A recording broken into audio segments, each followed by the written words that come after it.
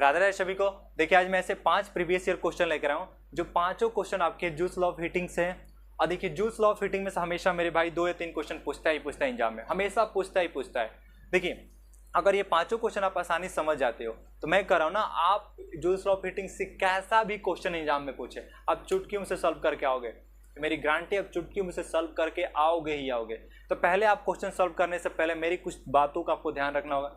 सबसे पहले आपको जूल्स लॉ ऑफ हीटिंग की आपकी जो फॉर्मूला याद होना चाहिए। क्या होता है? H is equal to I square R T, ये आपको पता होना चाहिए। H हीट होता है, कभी कभी आपके एग्जाम में हीट करके पूछता है, कभी कभी वहां पर एनर्जी देता है।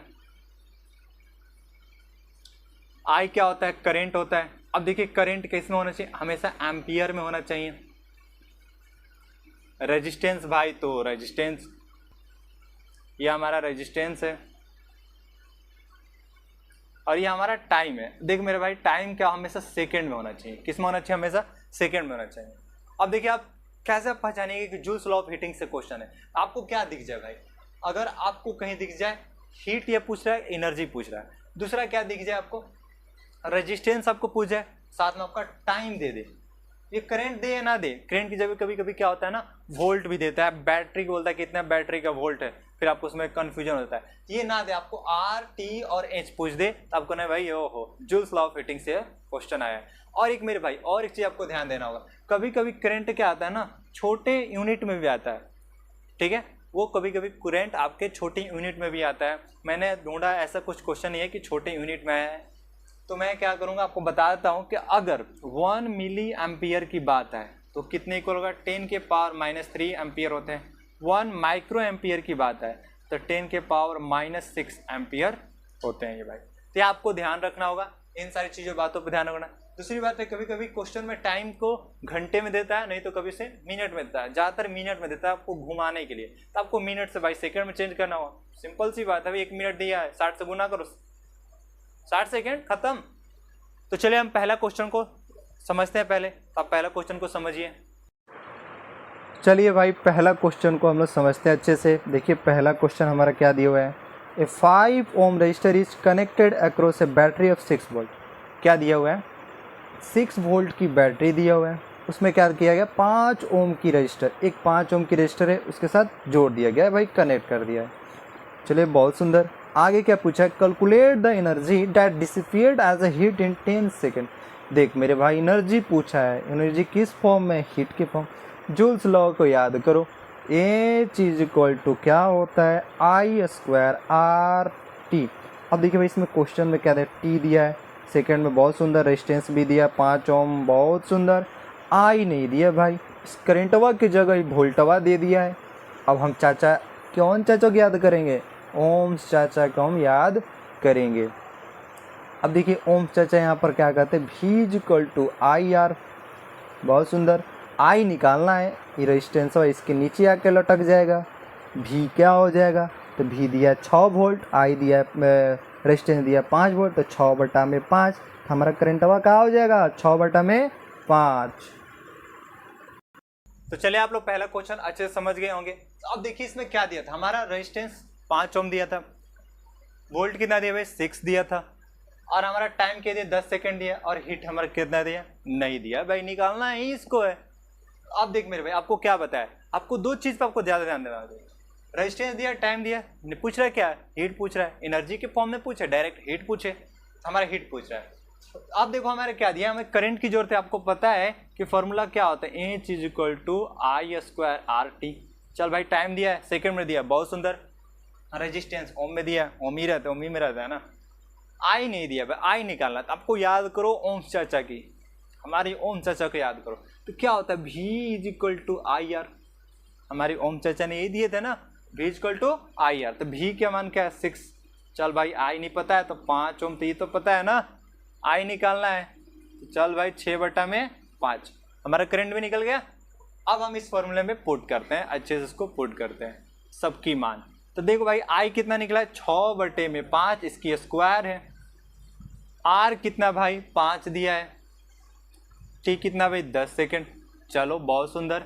अब देख मेरे भाई, अब स्क्वायर दिया तो भाई डबल करेंगे ना, डबल कर लेते हैं। 6/5 गुने 6/5, 5 गुने डैश। हो गया। अब क्या करते हैं, इसको खचुक खचुक कटाकटी करते हैं। ये कट गया, ले भाई ये भी कट गया। अब कुछ बचा है? नहीं बचा है, कोई बात नहीं। 6 6 के 36 गुने 2, इसको कर लो 72 आ जाएगा। 6 दूनी 12, 3 6 1 7। तो क्या होगा, हीट क्या होगा? कभी बच्चे ऐसे छोड़ के चले जाते हैं, हाँ हो गया खुशी में। नहीं भाई, उसके यूनिट दे देना मेरे भाई, जूल। इसको क्या होता है? जूल। हीट हमेशा जूल में, क्योंकि हीट एक वर्क के काम करता है। एनर्जी है तो वर्क ही है, जूल में कर देंगे। तो चलिए हम दूसरा क्वेश्चन को समझते हैं। तो चलिए अब हम लोग सेकेंड नंबर क्वेश्चन को समझते हैं। दिया है क्या, an electric iron of A resistance of 20 ओम। ठीक है, दिया एक इलेक्ट्रिक आयरन दिया है, उसकी रेजिस्टेंस 20 ओम दिया है, बहुत सुंदर। ड्रॉज एक करेंट ऑफ 5 एम्पियर। उस इलेक्ट्रिक आयरन दिया है, उसमें 5 एम्पियर की करंट को दौड़ाया जा रहा है। चलिए, द हीट डेवलप। अब भाई हीट ही डेवलप्ड होगा ना जब क्या हो, रेजिस्टेंस और करंट आपस में टकरार होगा तो हीट वहाँ से फरार होगा। In the iron in 30 second. अब देखिए भाई, कितने सेकंड तक करंट को इस इलेक्ट्रिक आयरन में दौड़ाया जा रहा है, जिसमें रेजिस्टेंस 20 ओम का है। 30 सेकंड तक, उसमें से आप क्या हीट निकले, कितना हीट डेवलप होगा, ये बताना है। CBSE 2024 में क्वेश्चन आया हुआ है। तो आप लोग दूसरे नंबर क्वेश्चन को अच्छे से समझ गए होंगे। अब देख मेरे भाई, इससे आसान क्वेश्चन क्या हो सकता है? हलवा भाई, मेरे हलवा। देख रेजिस्टेंस दिया है भाई 20 ओम, बहुत सुंदर। करंट भी दिया है, टाइम भी दिया है, इंच निकालना है।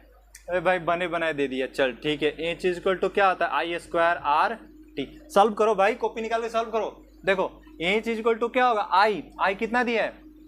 5 गुने 5 स्क्वायर, तो 5 गुने 5 ही ना होगा। हाँ, आर क्या है भाई? बेस। टी कितना है? लो भाई, हो गया। अब इसे सॉल्व करते हैं, क्या होगा? ये 25, ये 20 था हमारा। अब इसमें क्या करते हैं? मल्टीप्लाई करते हैं। ये 50, ये 0, इसको मल्टीप्लाई करते हैं। 3 दूनी 3, 3 5 15, और क्या 3 0। हो गया। कितना हो गया भाई? 1500 जूल। बात खत्म। सॉरी, 1500 नहीं जूल, 15,000 जूल। क्या दिया है? 15,000 जूल। हीट निकालना भाई, हीट जूल में निकल गया हमारा। चल भैया हम अगले क्वेश्चन को समझते हैं। तो चलिए अब हम लोग 3 नंबर क्वेश्चन को समझते हैं, साथ में इसके आंसर को भी हम लोग समझेंगे। देख क्या दिया है, which material is use for making a heating device. बताना है कि कौन से मटेरियल को हम यूज करते हैं कोई भी एक मेकिंग हीटिंग डिवाइस को बनाने के लिए। हीटिंग डिवाइस के में जैसे आपको इलेक्ट्रिक हीटर होता है, हीटर हो गया हमारा, आयरन इलेक्ट्रिक आयरन हो गया, इलेक्ट्रिक स्टोव हो गया, ये सब क्या हमारे हीटिंग डिवाइस है। तो इसको बनाने में कौन सा मटेरियल यूज करते हैं, ये CBSE 2023 में भी क्वेश्चन आया है, 25 में भी आया क्वेश्चन। तो चलिए इसके आंसर को समझते हैं। Alloys is use for making heating device. जो एलॉयज होता है वो क्या होता है, इसको बनाने में इस हीटिंग डिवाइस को मदद करता है। Because alloys have a high resistivity and high melting point than metal. Metal से क्या होता है, इसके पास ज़्यादा रेजिस्टिविटी होता है और हाई मेल्टिंग पॉइंट होता है। इसके कारण क्या होता है, ये ज़्यादा से ज़्यादा हीट प्रोड्यूस करता है और एलॉयज में आसानी से करंट पास हो जाता है, और इसलिए इस मटेरियल को यूज करते हैं हम लोग कोई भी हीटिंग डिवाइस को बनाने में। तो चलिए अब हम लोग अगले क्वेश्चन को भी समझते हैं, 4 नंबर क्वेश्चन को भी समझ लेते हैं। देखिए 4 नंबर क्वेश्चन हमारा क्या दिया हुआ है, state joules law of heating. CBSE 2020 में क्वेश्चन आया हुआ है। देखिए क्या दिया है आंसर में, the heat produce in a conductor due to the flow of electric current is directly proportional to the square of the current. देखिए जो हीट प्रोड्यूस हुआ है कंडक्टर में किसके कारण, किसी इलेक्ट्रिक करंट के फ्लो होने के लिए, जो ये किसके डायरेक्टली प्रोपोर्शनल होता है, हीट किसके डायरेक्टली प्रोपोर्शनल होता है, स्क्वायर ऑफ द करंट। जैसे H directly proportional to I का स्क्वायर। ठीक है, फिर क्या दिया है, the resistance of the conductor, मतलब कि H जो होता है यह भी डायरेक्टली प्रोपोर्शनल होता है रेजिस्टेंस के। फिर आगे दिया and time for which the current flow, जो टाइम दिया था करंट को फ्लो करने के लिए उसके भी ये डायरेक्टली प्रोपोर्शनल होते हैं। तो क्या हो जाते हैं इसके इक्वल में, H is equal to I² RT। तो आप लोग जब एग्जाम में ऐसे क्वेश्चन आ भी जाए तो ये पूरा अच्छे से ये लिखिएगा, ये सारे आप लोग लिख लीजिएगा, साथ में ये जो आपको दिख रहा है ये सारा आप लोग ये करके आइएगा ताकि आपको अच्छा नंबर काटने की कोई चांस ही ना मिले उनको, जो आपके कॉपी चेक करेंगे। देख मेरे भाई 5 नंबर क्वेश्चन बहुत इंपॉर्टेंट है। ये 5 नंबर जो क्वेश्चन दिया है बहुत ही इंपॉर्टेंट आपका दिया हुआ है। An electric heater of resistance 100 ओम, एक इलेक्ट्रिक हीटर दिया है, उसकी रेजिस्टेंस कितना दिया है भाई 100 ओम दिया है। Draw a current of 1 milliampere, देख मेरे भाई यहाँ पर मिली एम्पियर दिया, इसी चीज़ को ध्यान देना है। The heat develop in the heater in 1 minute. अब देख मेरे भाई 1 मिनट तक 1 मिली एम्पियर करेंट को इस इलेक्ट्रिक हीटर में दौड़ाया जाएगा, जिसका क्या दिया रेजिस्टेंस 100 ओम दिया है।